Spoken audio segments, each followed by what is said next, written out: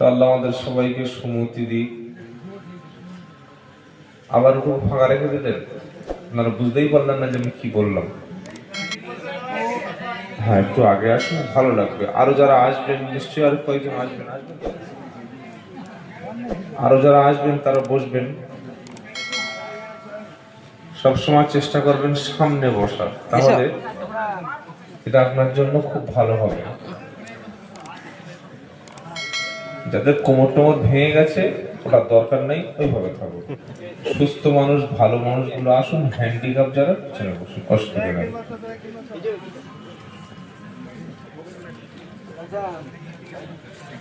أعوذ بالله من الشيطان الرجيم.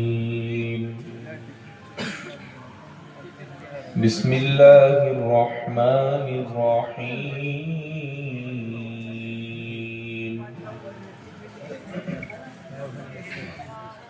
الحمد لله رب العالمين. الرحمن الرحيم مالك يوم الدين. إياك نعبد وإياك نستعين.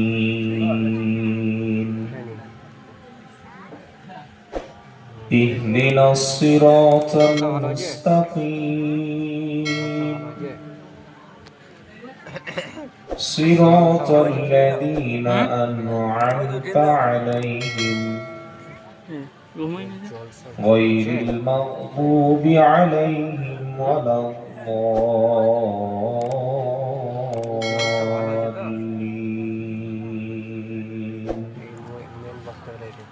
আমরা সকলে বলি আমিন। সাদাকাল্লাহুল আযীম।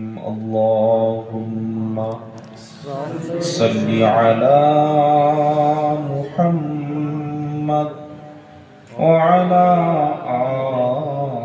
আলি মুহাম্মাদ। এটা আপনাদের সবার মুখস্থ নাই, তাই না বাবু? যাদের মুখস্থ আছে তারাই পড়ুন। আমরা আমাদের দুরূদ পড়তে বললে আমরা কি করি? যেই বক্তা বলে আল্লাহুম্মা সাল্লি আলা, এটা অদরুদ, আমি তা বলছি না। তো একটু আগে যেটা নামাজে পড়ে আসলাম এটাই পারফেক্ট এবং এটাই কুরআন সুন্নাহ সমর্থিত। একটা জায়গা আপনি কিনছেন, তার দলিল, রেকর্ড, পর্চা। শ্বশুর বাড়ি গেছে, দেখছে শ্বশুর বসে আছে একদম ঘরে ওঠার মুখে। আসসালামু আলাইকুম। ওয়ালাইকুম আসসালাম। জামাই ভালো আছো? মানে বলবে না, ইচ্ছা নাই তাই।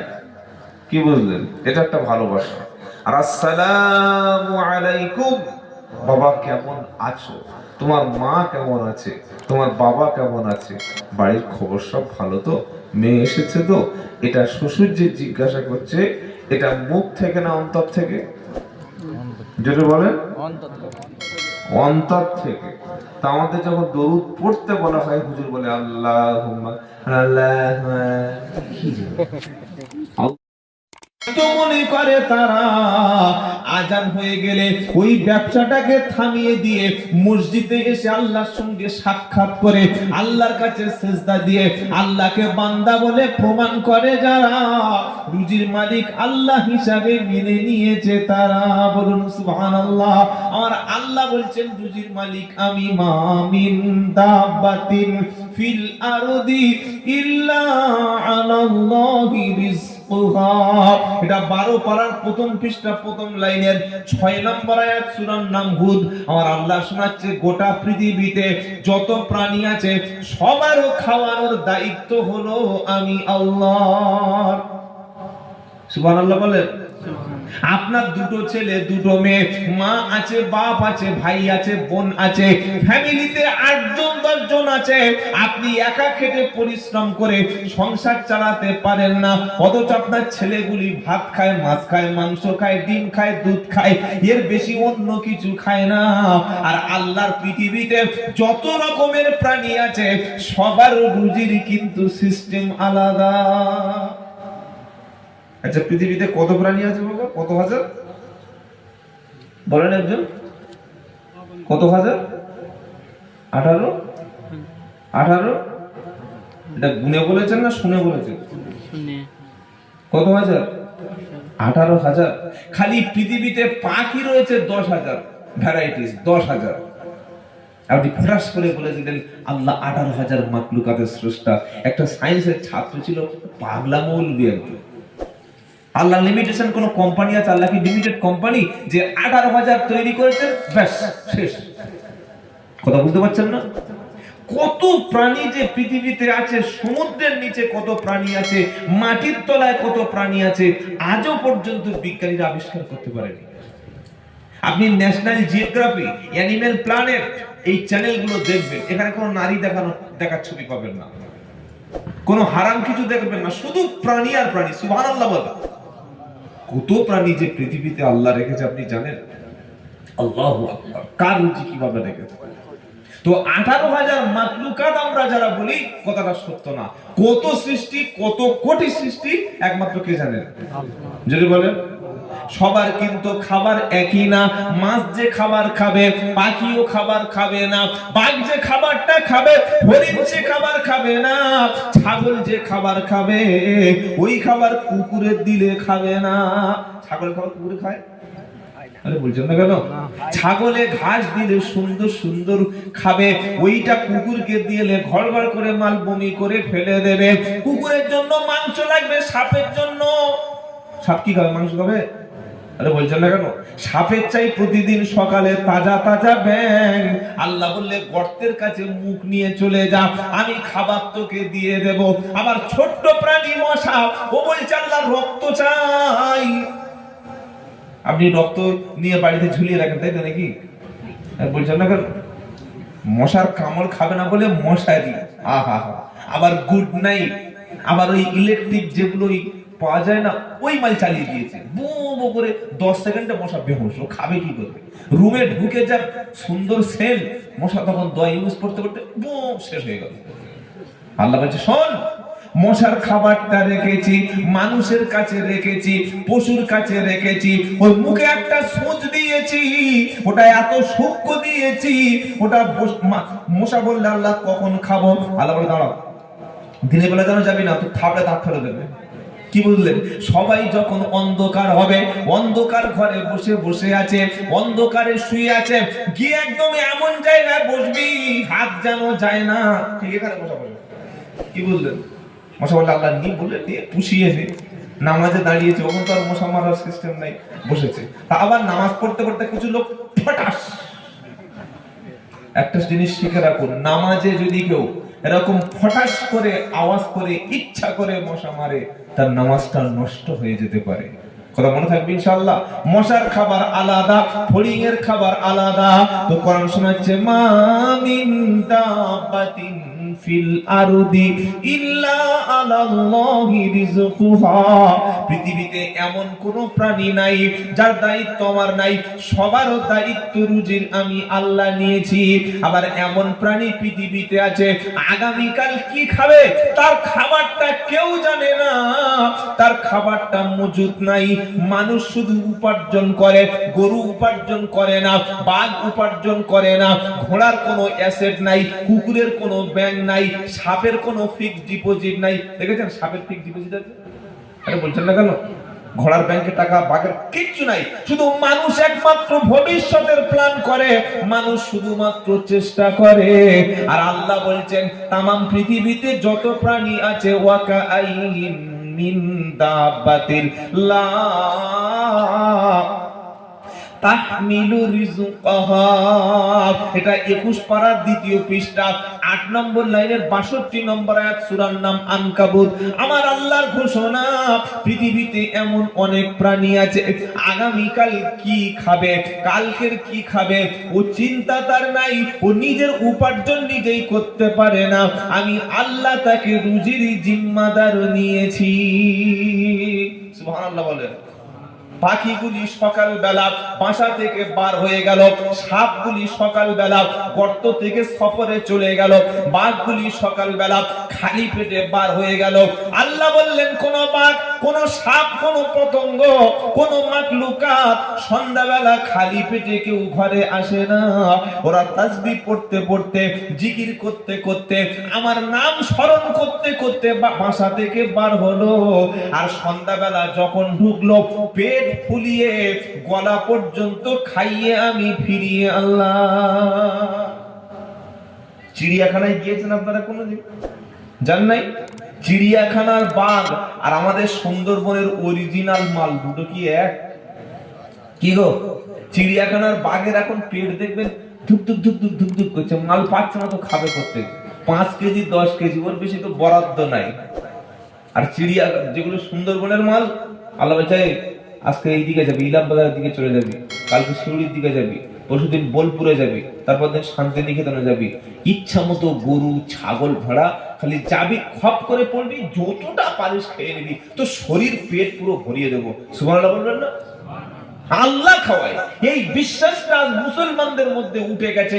মুসলমান আল্লাহকে রাজ্জাক বা রুজি দাতা এটা বিশ্বাসই করে না। বিশ্বাস করে না বলে কোটি কোটি টাকার মালিক দেখি একটা ছেলে আর একটা মেয়ে। কি আছে না? এক ছেলে এক মেয়ে। তোমার কি সমস্যা? না কি খাওয়াবো, একটা ছেলে একটা মেয়ে। কারণটা কি? রুজির মালিক যে আল্লাহ, এটা মুসলমান এখন আর সবাই বিশ্বাস করে না।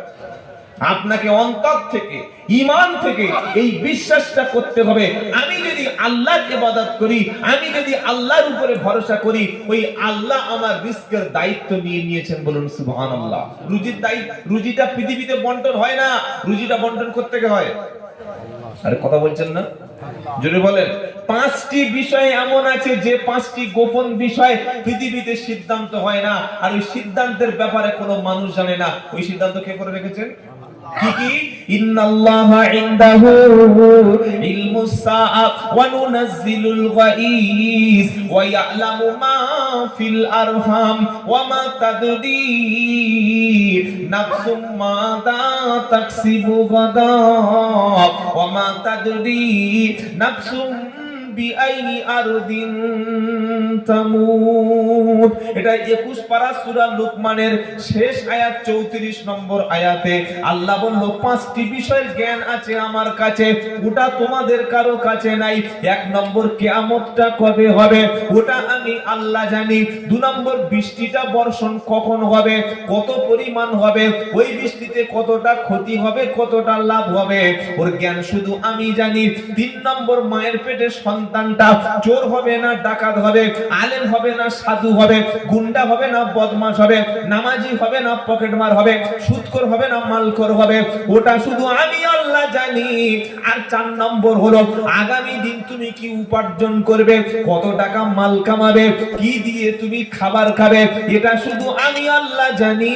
আর 5 নম্বর হলো তোমার মরণটা ইলাম বাজারে হবে না শিউড়িতে মরণ হবে, নাকি শান্তিনিকেতনের সামনে গিয়ে মরবে, নাকি বর্ধমান হাইওয়েতে মরবে, নাকি তোমার পানাগড়ে গিয়ে মরণ হবে, না বাড়ির বিছানায় মরণ হবে, না বর্ধমান হসপিটালে হবে, পিজিতে হবে না ভেলোরে হবে, ওটা শুধু আমি আল্লাহ জানি। মরণের জায়গা তোমার জানার কোনো খবর না। 5টির মধ্যে 4 নম্বর আগামীকাল তোমার খাবার কতটা আছে, তুমি কোন মালটা উপার্জন করে বাজার থেকে কোন মালটা কিনে আনবে, ওটা শুধু আমি আল্লাহ জানি। রুজির মালিক কে বাবা? জোরে বলেন আল্লাহ। মনে প্রাণে যেন বিশ্বাস থাকে, রিজকের মালিক হলেন আল্লাহ, রুজির মালিক আল্লাহ। এটা বিশ্বাস করলেই পৃথিবীতে ওই মুসলমান আর কাউকে দেখে পরোয়া করবে না। সুবহানাল্লাহ বলে।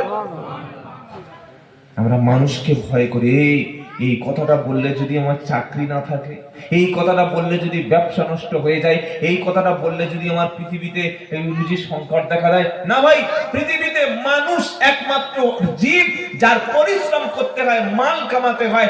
আর যত মাখলুক আছে কোন প্রাণীর মাল কামানোর দরকার নাই, খালি যায় আর খাবার পায়, যায় আর খাবার পায়। সুবহানাল্লাহ বলে। আল্লাহর গ্যারান্টি শোনাচ্ছিলাম 2টি।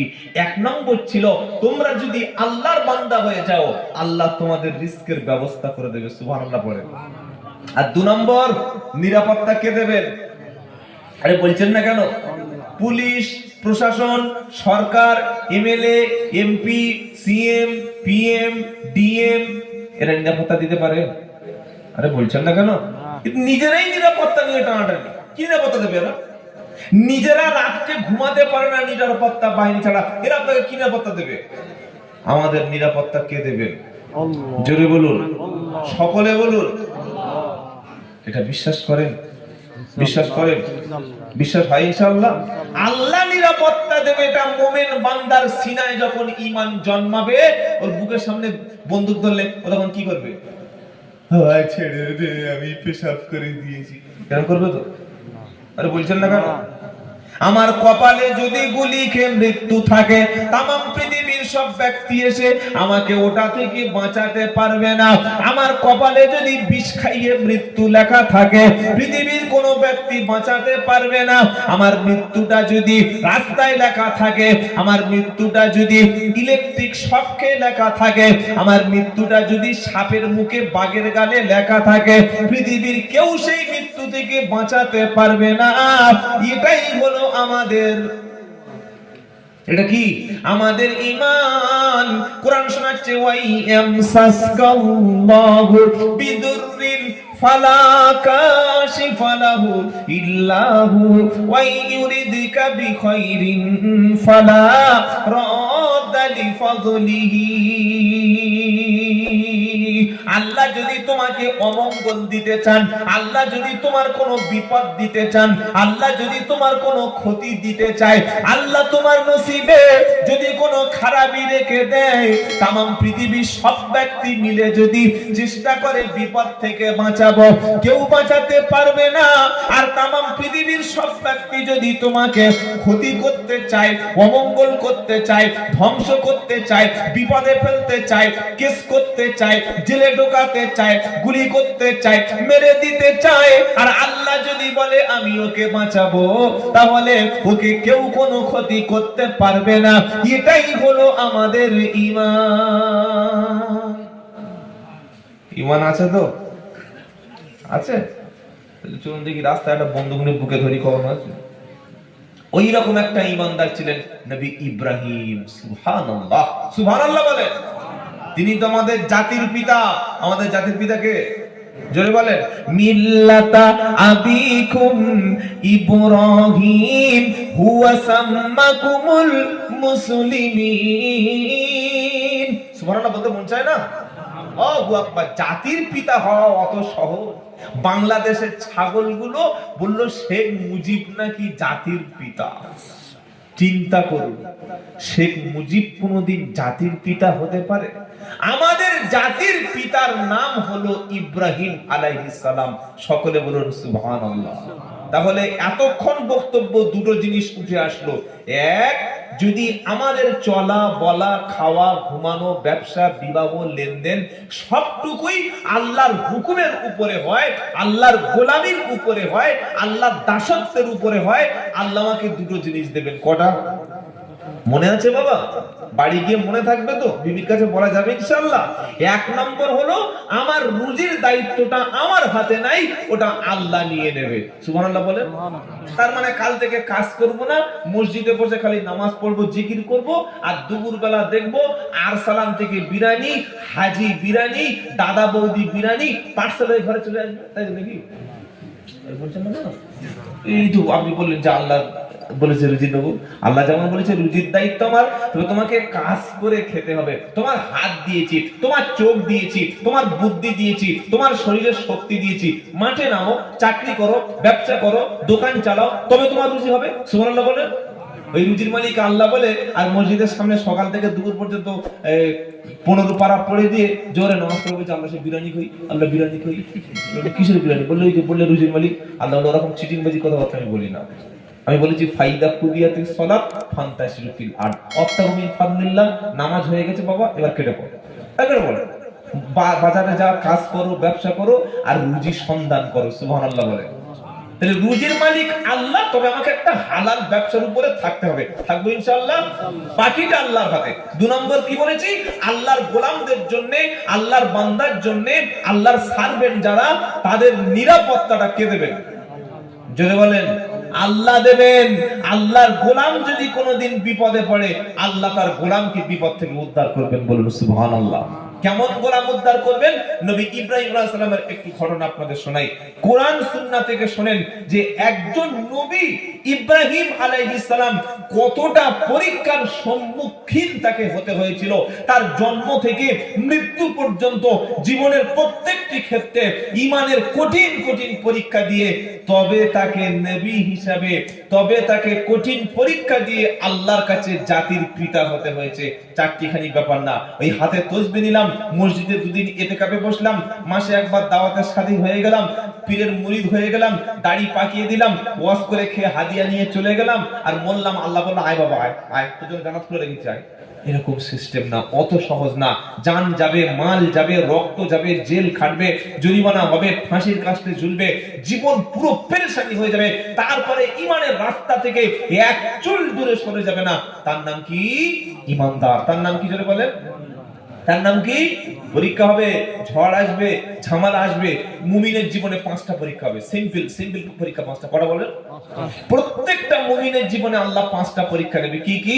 তো ওয়ালানাবলুওয়ান্নাকুম বিশাইইন মিনাল খাউফি ওয়াল জুই ওয়া নাকসিম মিনাল আমওয়ালি ওয়াল আনফুসি ওয়াত তামারাত ওয়া বাশশিরিস সাবিরিন আল্লাযীনা ইযা আসাবাতুহুম মুসিবা قالوا إنا لله وإنا إليه راجعون। দ্বিতীয় পারা সূরা বাকারার দ্বিতীয় পৃষ্ঠার 13 নম্বর লাইনে কোরআন শোনাচ্ছে, যখন তুমি বলবে আমি ঈমানওয়ালা, আমি ঈমান এনেছি, আমি কলেমা পড়েছি, এই দাবি যখন তুমি করবে, তোমার উপরে 5টা পরীক্ষা নেমে আসবে। কটা আসবে জোরে বলুন? 3 দিন জ্বর হয়েছে, মসজিদে যাওয়া ছেড়ে দিয়েছে। ছোট ছেলেটা পুকুরে ডুবে মারা গেছে, দাড়ি চেঁচে নামাজ ছেড়ে দিয়েছে। বড় মেয়েটা এই মারা গেছে, আর আল্লাহ রাস্তায় যাওয়া বন্ধ হয়ে গেছে। ব্যবসা করছিল, ভালো চলতে চলতে লাল বাতি চলে গেছে, সে ব্যবসা ছেড়ে দিয়ে দেখি দাড়ি ফাড়ি চেঁচে লটারি দোকান করে। কিসের দোকান বলে? কি হলো বাবা তোমার? লটারি ভালো ব্যবসা, তো ওদের বরকত দেয় না, আল্লাহ আমার কিছু দেয় না, আমি কি দরকার নামাজ? কি ঈমান? আল্লাহ বলছে ঈমান যখন তুমি আনবে, তোমার ঈমান আছে কিনা, কতটা ঈমান আছে, ওটাকে আমি আল্লাহ 5 রকম পরীক্ষা দিয়ে টেস্ট করে নেব। 1 নম্বর ওয়ালানাবলুওয়ান্নাকুম বিশাইইন মিনাল খাউফি, তোমার ভয় লাগবে। কারা ভয় দেখাবে? সন্ত্রাসী যারা, জঙ্গি যারা, দেশ বিরোধী যারা, ঈমান বিরোধী যারা, ঈমান আমল বিরোধী যারা, যারা সৎ ব্যক্তিকে দেখে সহ্য করতে পারে না, রাষ্ট্র ভয় দেখাবে, জনগণ ভয় দেখাবে, মুশরিক ভয় দেখাবে, ইহুদিরা ভয় দেখাবে। মুশরিকরা তোমাকে ঈমান আনার কারণে ভয় দেখাবে।